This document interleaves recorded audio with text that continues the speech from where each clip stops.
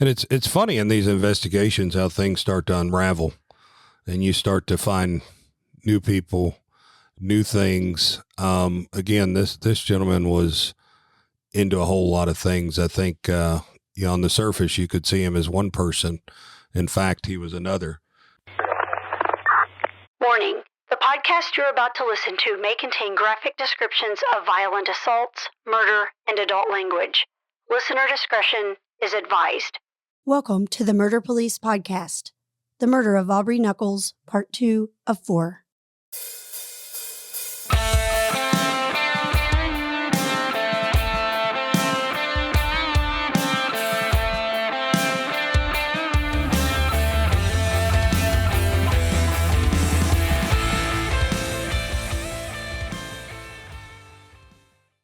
Well, on top of those things, then you have to interject his past. Yeah, there we go. This is a guy who'd been in the federal pen for trafficking narcotics. Is he still involved? Who's he involved with? Where are the people he did it before? He's moving. We learned very quickly he was in and out of the state often. He had just taken a job or applied for a job that had to do with transporting vehicles from driving vehicles, his transport from Cincinnati to Texas and returning with other vehicles. So I don't know if this was a dealership or whatnot, but he had just applied for that job. And if you're looking at somebody that's been, slinging a little dope on the side, well, shoot, car transports as a job between locally and border states is a great place to kind of go, hark, what ho, that doth seem a little suspicious. Wow, guys, it sounds really interesting. Well, why don't you tell me and our listeners how the case transpired from there? It went out as a possible kidnapping. So where do you take it from there? If you all were in homicide, how did you get involved with the kidnapping? At that time, the homicide unit hadn't been separated into, it was kind of a total personal crimes unit. So we had sex crimes, serious assaults, homicides, kidnappings fell under that. Later, as the police department expanded a little bit, of course, homicide and went off to itself. Serious assaults went to a unit by themselves, and sex crimes went to a whole unit by itself. At that time, we handled them all. So we got it because it was assigned to us. So who gets the call first? Which of the two of you? It's been a long I think time. I was up. I think it was me, as I was up as the next one up for the next case. So did you get a copy of the report, or didn't get a copy of the report for the next day? We had talked to Scott Blakely at that point, who was the original reporting officer. If I'm not mistaken, he may have came to headquarters because this was so different, unusual. No, I think you're right. He came and started telling us a little bit about it. And I think he'd actually collected the initial evidence with the letter that was stuck in the door. I believe you're correct. And probably when he came down to book it and take care of it, then he took the time to come up and talk to us in person. I think that's Scott Blakely. Yeah. He retired as a lieutenant. Exactly. Yes. Good guy. Yes. Yeah. Very good guy. So where did you all start on this? Did you, kind of take our listeners through when Scott came to see you? What was your first step? Well, typically we would start out, first off, you look at your victimology, as we talked about earlier. We started looking at what information we could find on the victim. And, and that's just basic things, so to speak. We got a lot of that information through his wife. Somebody would go and check the records, whatever we had as far as, his past that we could find as far as arrest records and things like that. And then I think in that case, we actually did do a neighborhood canvass at some point, just because we were trying to figure out who may have left the letter in the door. So we had several good things to start with in terms of just building a base, but probably the most solid information we got, as it turned out, was from his wife. And even though, at first we really couldn't gauge exactly how good the information was this things that she actually knew or was imagining or, that sort of thing. She was a bit of a fragile lady, I guess you could describe her, somewhat soft-spoken. a little bit. Obviously, she was upset, and that probably added to her demeanor and everything. So we really didn't know how to take her. But, as far as the basics go, we knew the car was missing. So we started trying to find out some information about the vehicle and that sort of thing. So the other thing that jumped out at us was she made the comment that she had a self-storage unit that she kept all her father's property. She had a key to it, and the victim had a key to it, and those were the only two keys that were to that storage unit. We thought that was curious and decided to do a little follow-up on that, got permission from her as the owner of the unit for a search, got her key, went to that location because we were a little curious about his past to see if it would give us any insight into what he had been up to. We actually contacted the narcotics unit because of his previous drug conviction. They executed on our behalf a search that was consensual from the victim's wife to that storage unit, and we found 12 pounds of packaged marijuana there. High grade. Yeah, it was good doobie. And at that point, we decided this may be, we knew from her description that he was in business with a male Hispanic that she had seen him with, had known for several years, but she didn't really know his name and only knew him by sight. And then we have the marijuana connection. She kept trying to lead us back to this Hispanic individual that she thought was associated with the horse that he owned. And she made some statement that she saw this subject sitting in a car across from the house a couple of days after she received the ransom note. She thought that was curious and suspicious. It turned out it was no relation whatsoever to the case, but it got us focused on a Hispanic subject.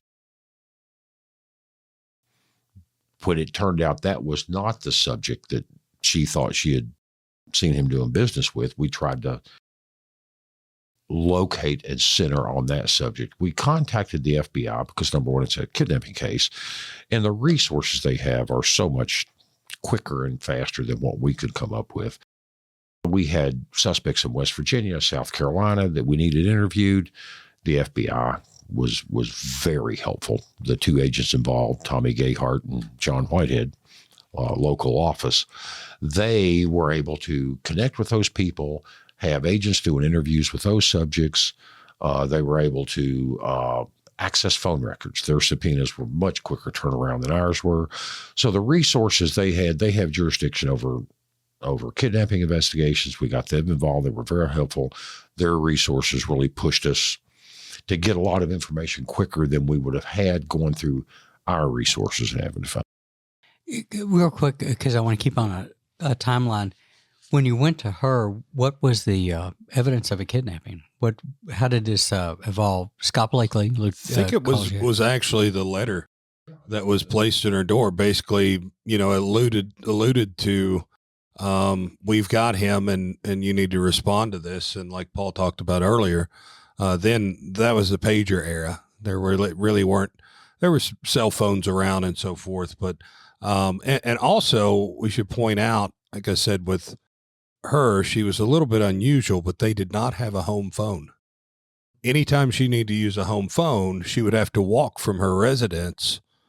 Probably, I would say, a couple of blocks. She'd either walk over. She went down to that shopping center on Richmond Road to use a payphone. Depot, or she would walk somewhere, several minutes from her home to make calls. And I think from past dubious activities with her husband, they kind of knew what phones that could be called back and so forth. So there were specific places, I think, that she would go to. So, all this, like I said, when we talked to her, a lot of this stuff was kind of bizarre, to be different with you. Certainly very, very different. Not what your average. Yeah, I'm picking that up because back then, again, the pager thing, there may be some young kids that are like, I don't know what that is, but back then, some people didn't have phone service and pay phones, which are antiques and museums now themselves. But like you said, the familiarity with that becoming your ad hoc phone. That's one more piece of that thing that makes it so weird about what you're dealing with. Well, and when we got to tracking the information from him, trying to figure out what he'd been doing in the last few days, and we were contacting these different people that most of them we found either through talking to the wife and she knew their names, or a few that we had a paper trail. He had left notes or written them checks or those kind of things. And I think, like Paul said a few minutes ago too, the FBI was very helpful because very quickly several of these leads ran out of state. We're talking about Texas, I think Texas, Ohio, West Virginia, South West Carolina, Virginia. Ohio. Yeah. So, very quickly as we started looking at what's before us to, follow up on leads, we were going several different directions. And when you look at a local jurisdiction like us, we can reach out to other local jurisdictions, but it slows things way down where the FBI had those resources that their field office could contact the field office in another state and say, hey, can you get on this and check it? So that really sped things up.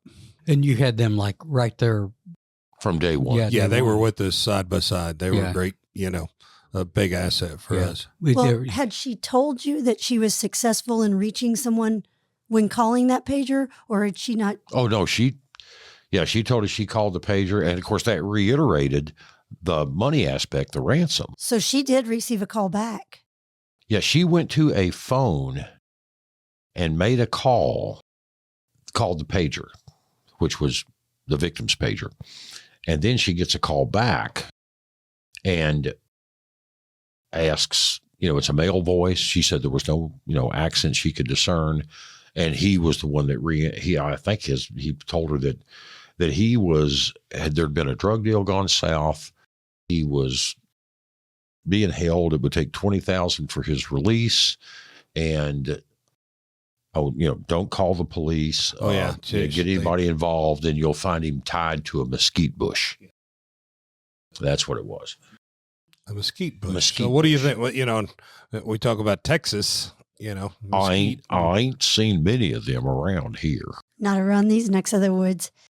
So did he disclose where this mesquite bush was? No.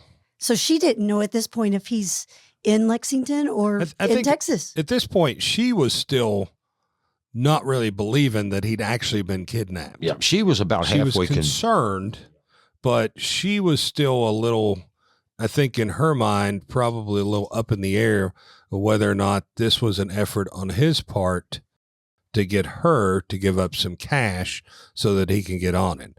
Because we did also learn that he liked to gamble, and he was a high stakes gambler.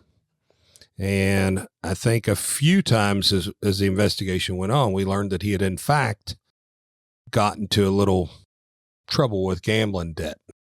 And I think at one point, another witness that was talked to, he had actually left cash with that witness with instructions. And of course, that witness didn't really know how much it was or anything like that. It was sealed in a package, left with that witness. And that witness was instructed that if he ever called, that she needed to get that package and have it shipped to wherever he said, which we found out later in the investigation that actually did happen. And that package was intercepted, if I remember, by the local police.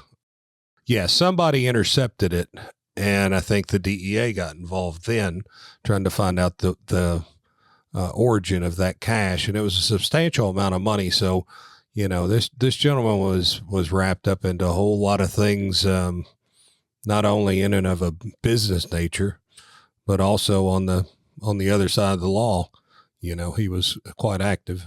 And that cash thing, that all happened sometime, I assume, well before the kidnapping.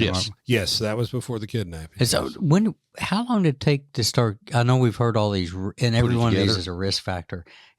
How much time, and it probably, I guess, day to day, you learned a new thing? Was that it? Or day to day, we were chasing down, learning new things on the individuals you knew, the stuff he'd been doing the day of his disappearance, trying to figure out what kind of business locations he had been visiting. We ended up finding out he had a post office box over at the post office in Garden Springs. So we executed a search warrant on that post office box after the postal inspectors, kind of said, yeah, it's loaded. got the stuff out of that, and of course gained a bunch of new contacts to contact and that type of stuff. The curious thing about that was we had no idea that a state warrant, and we should have known, was not sufficient for federal property. We got a state warrant executed. Post office didn't have any problem. We searched the post office box and only found out later, talking to the federal prosecutor, that the state didn't have any jurisdiction over that property, so they couldn't issue the search warrant. That would have had to have been a federal judge. None of the evidence was contested, but it was a first time for everything. Kind of learned that, went, oh, well, that's a little note to make for later. But, and it's funny in these investigations how things start to unravel, and you start to find new people, new things. Again, this gentleman was into a whole lot of things. I think, on the surface, you could see him as one person. In fact, he was another. He ended up having a girlfriend in Tennessee, which shed a whole lot of light onto a whole lot of things. And he had been with her for 10 years, I believe. She had no idea he was married. And I guess wife didn't know about girlfriend either. Wife didn't know about, like Paul said when we started out, the relationship with his wife, unfortunately, had turned into, I think it was more of a brother-sister convenience. We're older. We've been at it this long. Let's just stick with it. I think the romance clearly had been gone, but then we found this other person, and this person was oblivious, again, to the other side of his life, had no idea who and what he really was until investigators started talking to her and really poking. How did y'all find her? How did it? There was a check. The check, yeah, in a vehicle. Was it in the vehicle? She had, I think it was in the house or in the vehicle. When she had written him a check for cash, he was kind of using her for a little cash on the side. Yeah, and she had a little bit of money. I think she was fairly well off, but she was seemed like a very sweet lady, older lady. I think close to 70. Genuinely, I think at one point cared for him, but I think she even told us that after a while she realized that he was kind of a con man, and she went from a romantic interest to just friends, and she continued to be friends with him, I guess, up until his death. But it's a very interesting relationship. One thing that speaks to me, and again, the listeners will get this too, is that significance of every little thing, because here you're talking about you go bang a post office box with a warrant and you're getting mail, and those names become potential leads, right? Right. And then you find a check, right? And that sounds innocuous and very simple in of itself and everything. But again, the name on that check, how that James Curlis, I think somebody in an earlier episode said it's like taking a thread out of a sweater, and it starts to pool. Well, and we've got to look too. We got to step back in time a little bit. This is 1998. Yeah. Technology has changed tremendously since then. I remember one of the headaches we always had with any homicide was phone records. Number one, the subpoena process, different carriers had different rules. Some of them would be reactionary to a subpoena. Others would tell you, nah, we're not doing that. Turnaround time on getting it back. Yeah, some of them you could get within a few hours. Some of them you could get in a few weeks. Some of them you didn't get at all. And with this one of those things that you ask about, what did we find, was phone records. And very quickly, I think that fairly quickly anyways, we got those phone records, and I don't know who, I assume Paul went through those phone records and started identifying who was attached to what numbers. And that really helped, because that kind of gives you an idea of who he's currently dealing with, and kind of leads you in a direction of what that business is about too, so to speak. We're getting ahead of ourselves, but it speaks to what you talked about, the little things. The suspect, who it's probably about time to get into how we identified him or not, the suspect had taken the car, the victim's car with the body in it, and hidden it in a rural area in another county. And he told the lady who owned the property that he was buying the car from a friend. The friend owed money on it, and the car was about to be repoed. So he needed a place to hide that car until after the repo had been till the supposed buyer paid off the debt and it wasn't under threat of repossession. And so he asked her if he could stash the car at that location, and she hesitantly said yes. We find out that he shows up at that location, drops off the car, but he's got no way to get back to Lexington. This is a neighboring county, your county here in Jessamine County. And how do I get home? So he calls. He has the people where he parked the car call a friend in Lexington that for money will give him a ride back. On the ride back, when we interview that guy, he says, oh, yeah, I saw that car parked over there. The guy I was giving a ride back to, the suspect made the comment that, well, that vehicle, I had to leave it down here because it has, I got a problem with the universal joint. Broken down. The guy that was giving him a ride thought, oh, well, I can make a little more money off this. Can we, I've got a friend that can help repair it. Can we take you someplace to get your parts? But he remembered specifically, he told him the car was there because it had a universal joint, probably wouldn't run. Well, he never talked to the landowner who told us, oh, he said he had to have it. So you've got two contradictory stories that jump up immediately if you're paying attention and go, hey, somebody here's not telling the truth. That's what keys you in on one particular suspect. And he told one lie to one and one lie to another and never knew that we'd connect the two. And then if you look at it just on the surface of what Paul's talking about, kind of bizarre that somebody would show up. If I remember right, I think it was a Sunday night, 9:30, 10 o'clock, and this guy needs a ride from the next county over. If that doesn't jump out at you, I mean, I don't know what does.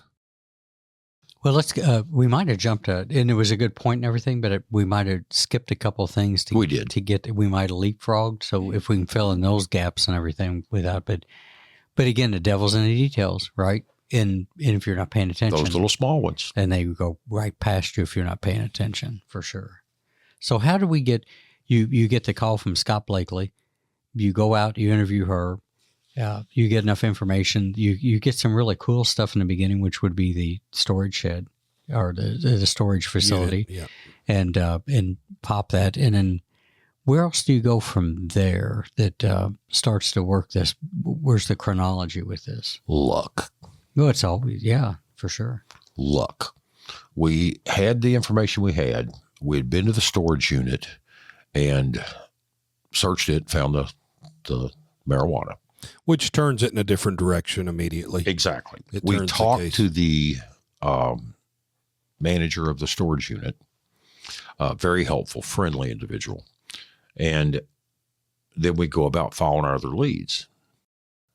I believe it was the first of the week on a Monday or a Tuesday after he had been reported missing on a Thursday. We get a call from the storage guy.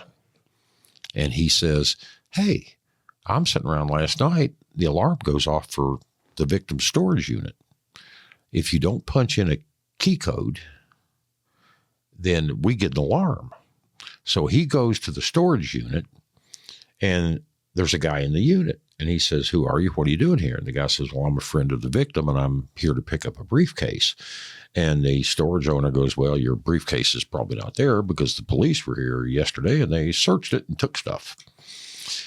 And then the guy who manages a storage unit says, hey, how about you come up to the office and give the police a call? This is just kind of strange. He asked him who he was. Yes. And he gave him a fake name. Robert Rivers. Rivers was the name, yeah. And then pretty quickly, once they get up to the office, the guy takes off running and runs over around behind a fence, jumps in a vehicle, takes off. Fortunately, the guy who ran the storage place was pretty savvy, managed to get a good look at the vehicle, and he was very knowledgeable of vehicles because he'd been a car salesman. He was one of these car guys. Yeah, he was a car guy. He gave it to us within a year of the year model.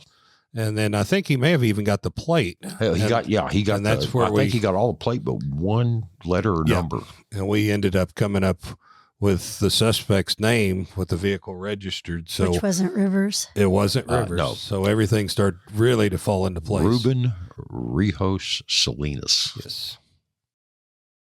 Was the name. And when we started then focusing on him, one of the things we did was the wife had seen this guy.